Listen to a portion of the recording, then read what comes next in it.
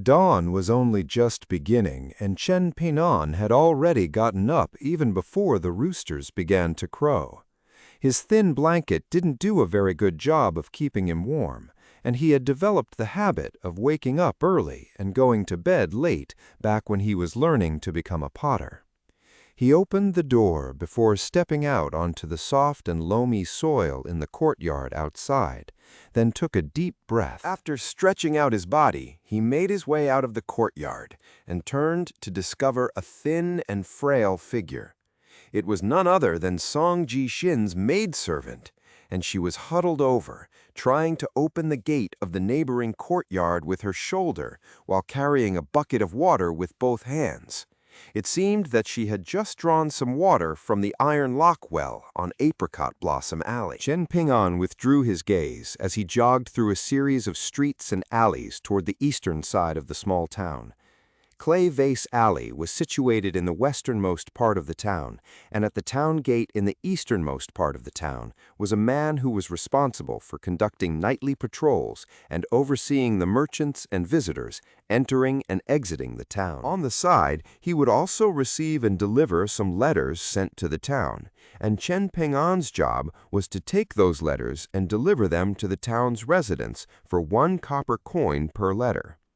This was an avenue of income that he had gone to great lengths to obtain, and it had already been arranged that he was going to be taking over this job after the day of the Long Tai Tao festival. In Song Ji-shin's words, Chen Ping'an was destined to lead an impoverished life, and even if the winds of fortune were to blow into his home, he wouldn't be able to keep them anyway. Song Ji-shin often said some things that were very difficult to understand. He most likely took those esoteric sayings from the books that he read, and Chen Ping'an was frequently left scratching his head in befuddlement. For example, a few days ago, Song Ji-shin had been saying something along the lines of, "Beware of the spring chill, for it has been the death of many a young man," and Chen Ping'an had no idea what that meant. However, he had first-hand experience with the strange phenomenon where the initial period of spring felt colder than the winter each year. Song Ji-shin referred to this phenomenon as the unexpected spring chill, which caught many people off guard before claiming their lives, much like a sudden and unforeseen retaliation from an opponent on the battlefield. The town wasn't surrounded by any walls, so even bandits and gangs were a problem, let alone petty thieves. The so-called town gate was actually nothing more than a row of old and uneven fencing materials, acting as a makeshift checkpoint for people and carriages to pass through in order to keep up appearances for the town. While jogging past Apricot Blossom Alley, Chen Ping'an spotted many women and children huddled around the iron lock well, and the well winch was creaking incessantly. After passing through another street, Chen Ping'an heard the familiar sound of reading ringing out nearby. There was a private school there, and it was jointly funded by several of the most affluent clans in the town. The teacher was from out of town, and back in Chen Ping'an's younger days, he would often squat down outside the window and listen to the lesson being taught in secret. The teacher was very strict during classes, but he never called out or got in the way of freeloaders like Chen Ping'an. After that, Chen Ping'an traveled out of the town to become a disciple at a dragon kiln, and he hadn't visited the school since then. Jogging ahead a bit further, Chen Ping'an passed by a stone archway. Due to the fact that the archway was supported by 12 stone pillars, the local residents liked to refer to it as the Crab Archway. As for what the archway's actual name was, Song Ji-shin and Liu Xianyang had very different accounts. Song Ji-shin swore that he had read in an old book by the name of Local County Chronicles that the archway was called the Grand Secretary Archway, and that it had been bestowed upon the town by the emperor at the time to commemorate an official in history who had made significant contributions in overseeing military forces. In contrast, Liu Xianyang was just as much of a hillbilly as Chen Ping-an, and he insisted that this place was known as the Crab Archway. It had been referred to as such for several centuries, and in his eyes there was no reason to give it a nonsensical name like the Grand Secretary Archway. In addition to that, Liu Xianyang had also posed a question to Song Ji-shin. How big is the official hat of a Grand Secretary? Is it bigger than the opening of the Iron Lock Well? Song Ji-shin had no answer to this, and he was left flushing furiously with embarrassment. Chen Ping-an ran a lap around the 12-pillar archway, and each side bore 4 large characters inscribed in strange fonts, all of which appeared to be different from one another. The inscriptions read, "Doing my part," "Comply with the natural order," "Refrain from looking outward," and "Unmatched aura." According to Song Ji-shin, aside from one of those inscriptions, all 3 of the other inscriptions had been smeared or altered at some point. Chen Ping-an was quite clueless about these matters, and he had never given this notion much deep thought. Of course, even if he had wanted to unearth some answers, he wouldn't have been able to. Even now, he still didn't know what kind of book the local county chronicles that Song Ji-shin frequently mentioned was supposed to be. Shortly after passing the archway, he saw an old yet lush locust tree, at the foot of which was a tree trunk that had been moved there by someone. Slight modifications had been made to the tree trunk, and there were 2 bluestone slabs tucked under either end of it, transforming it into a crude bench. Every summer, all of the town's residents liked to gather under the tree to stay cool. Some of the adults from the wealthier clans would pull baskets of chilled fruits and melons out of the well for the children to eat. And once they'd had their fill of fruits, the children would band together and play under the shade of the tree. Chen Ping-an was already accustomed to rigorous travel, so he wasn't even out of breath as he jogged over to the makeshift town gate before stopping at the entrance of the lone earthen cabin. Not many outsiders visited the town. Now that the town had been deprived of a major source of income in the form of the official kilns, it stood to reason that there would be even fewer visitors from outside. Back when Old Man Yao was around, there was one time when he had a little too much to drink, and he told his disciples, including Chen Ping-an and Liu Xianyang, that they were the only ones under the heavens manning official kilns, that the chinaware that they produced was imperial ware used by the emperor and the empress, that no matter how rich or lofty in official status someone was, they would be beheaded if they dared to use imperial ware themselves. On that day, Old Man Yao had seemed like a completely different person. As Chen Ping-an cast his gaze out of the town gate, he was surprised to discover that there were 7 or 8 people waiting outside, and there were people of both genders and all ages among them. Furthermore, they were all unfamiliar to him. The local residents very rarely went through the eastern gate, regardless of whether they were tending to their fields or going to their kilns. The reason for this was very simple. The path leading out of the town's eastern gate didn't lead to any kilns or plots of farmland. At this moment, Chen Ping-an and these outsiders were looking across at each other, separated by the makeshift gate. Chen Ping-an was wearing a pair of straw sandals woven by himself, and he was very envious of the thick clothing worn by the people outside. In his eyes, the clothes looked very warm and were sure to be great for keeping out the cold. The people outside the town gate were clearly split up into several groups, rather than belonging to one large group, but all of them wore aloof and indifferent expressions as they looked at Chen Ping-an. A couple of them had already looked past him and were peering further into the town. Chen Ping-an was rather perplexed to see this. Could it be that these people weren't aware that the imperial court had already shut down all of the dragon kilns in the village?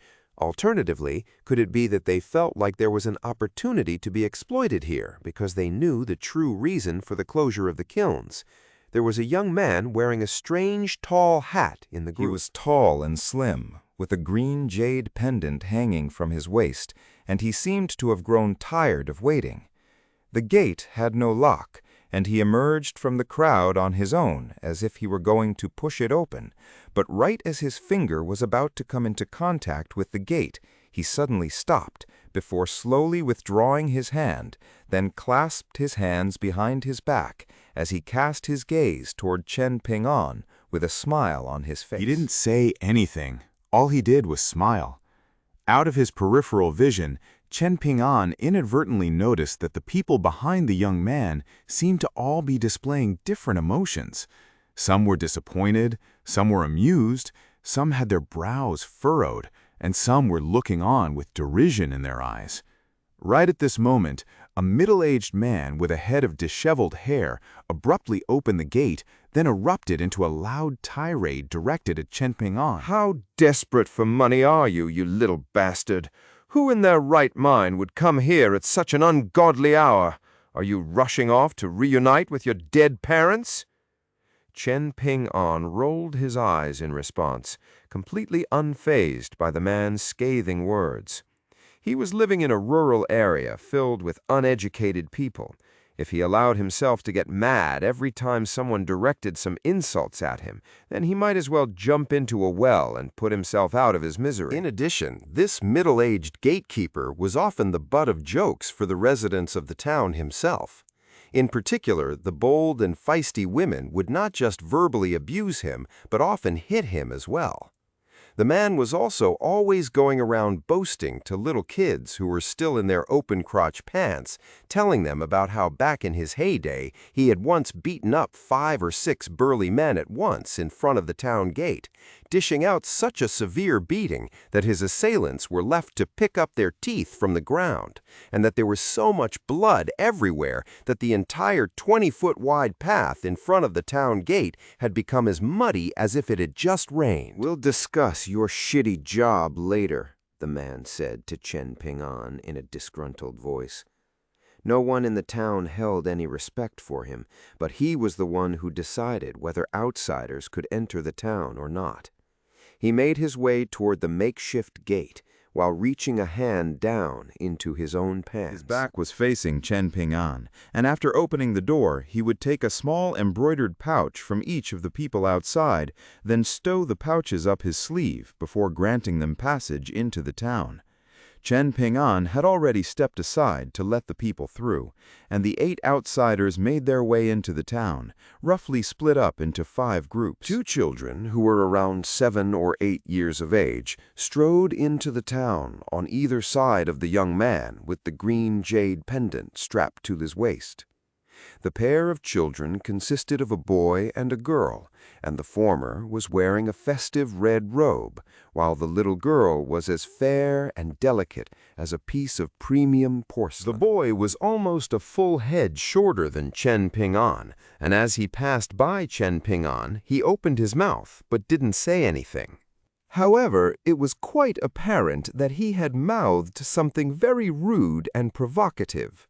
The middle-aged woman holding on to the boy's hand cleared her throat quietly, and only then did the boy display some restraint. As for the little girl behind the boy and the woman, she was being led by a physically imposing elderly man with a head of white hair. She turned to Chen Ping-an and immediately began chatting away while pointing at the boy up ahead. Chen Ping-an couldn't understand anything that she was saying, but he could tell that she was complaining about the boy. The burly old man took a glance at Chen Ping-an out of the corner of his eye, and it was only a fleeting glance, without any intention or malice, but Chen Ping-an reflexively took a step backward, as if he were a mouse that had run into a cat. The chatty little girl's enthusiasm was instantly snuffed out upon seeing this, and she turned away from Chen Ping-an without affording him so much as a second glance, as if looking at him would be an insult to her eyes. Chen Ping-an didn't have much life experience, but he wasn't so clueless that he couldn't read faces. After those people had faded into the distance, the gatekeeper turned to Chen Ping-an before asking, "Do you want to know what they said?" "I do," Chen Ping-an replied with a nod. The middle-aged gatekeeper chuckled. "They were praising you for your good looks. They were all saying good things about you." Chen Ping-an gave a wry smile in response. Do I look stupid to you? The gatekeeper could tell what Chen Ping-an was thinking, and he began to laugh even more boisterously. If you weren't stupid, I wouldn't have asked you to come and deliver letters. Chen Ping-an didn't dare to rebuke the gatekeeper for fear of irking him and losing this job. The gatekeeper turned and cast his gaze toward the outsiders, stroking his stubbly chin as he mused to himself. That woman just now had a pair of killer legs. Chen Ping-an hesitated momentarily before asking with an intrigued expression, "Is she a martial arts practitioner?" The gatekeeper was rather taken aback by this innocent response, and he turned to Chen Ping-an with a serious expression as he said, "You really are a stupid kid." Chen Ping-an was still none the wiser. The gatekeeper asked Chen Ping-an to wait outside as he made his way into the cabin, then re-emerged with a stack of letters in his hand. It wasn't a particularly thick stack, consisting of only around 10 letters, and the man handed the letters over to Chen Ping-an before asking, "It's said that fortune favors the foolish, and karma favors the righteous. Do you believe in that?" Chen Ping-an grabbed the letters with one hand while spreading open his other hand, blinking innocently as he said, "You promised me 1 copper coin per letter." The gatekeeper pulled out the 5 copper coins that he had prepared earlier in a disgruntled fashion, before slamming them down heavily onto Chen Ping-an's palm, then gave him a dismissive wave as he said, "I'll give you the remaining 5 copper coins some other time."